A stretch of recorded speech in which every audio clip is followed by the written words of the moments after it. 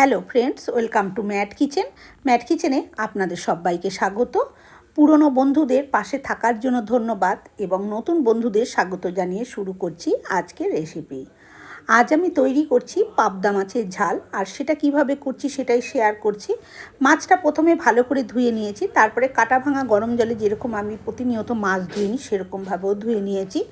এবারে দিয়ে দিয়েছি স্বাদ মতন লবণ আর 1 চামচ হলুদ গুঁড়ো দিয়ে মাছটার সাথে খুব ভালো করে নুন হলুদ দিয়ে মেখে নিচ্ছি।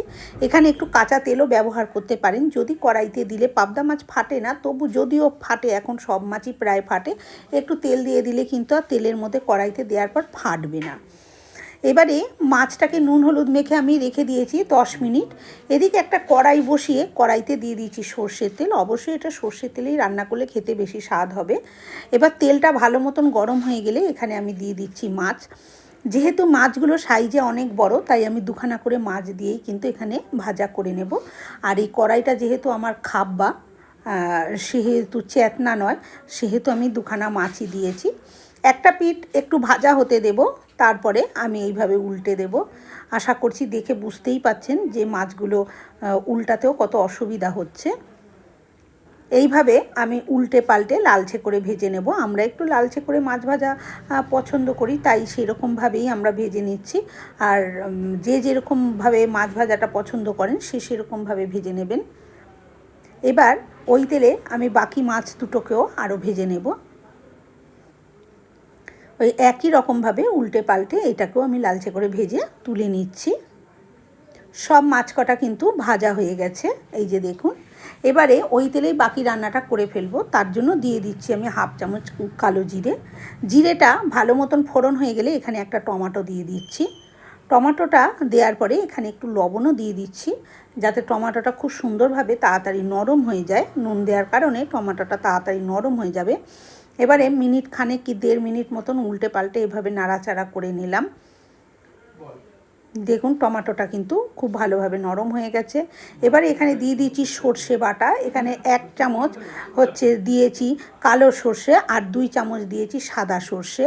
এবারে সর্ষেটা ভালো করে নাড়াচাড়া করে নিচ্ছি। যেহেতু আমি শিলেতে বেটেছি সর্ষেটা, সেহেতু শিল ধোয়া জলটাও আমি তুলে রেখেছিলাম, এখানে দিয়ে দিয়েছি। দিয়ে 2 মিনিট মতো নাড়াচাড়া করে নেওয়ার পর এখানে 1 চা চামচ মতন হলুদ গুঁড়ো আর 1 টেবিল চামচ মতন লাল লঙ্কার গুঁড়ো ব্যবহার করেছি। আমরা একটু ঝাল পছন্দ করি, কয়েকটা কাঁচা লঙ্কাও ফাটিয়ে দিয়ে দিলাম।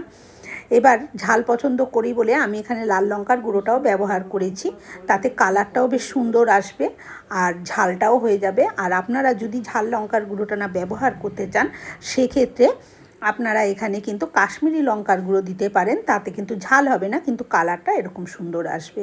আর আমি সর্ষে বাটার সময়ও 4-5টা কাঁচা লঙ্কা সর্ষের সাথে বেটে নিয়েছিলাম। এবারে খুব ভালো মতন মশলাটাকে কষিয়ে নিচ্ছি। দেখুন তেল কিন্তু পুরো ভেসে উঠেছে ওপর দিয়ে।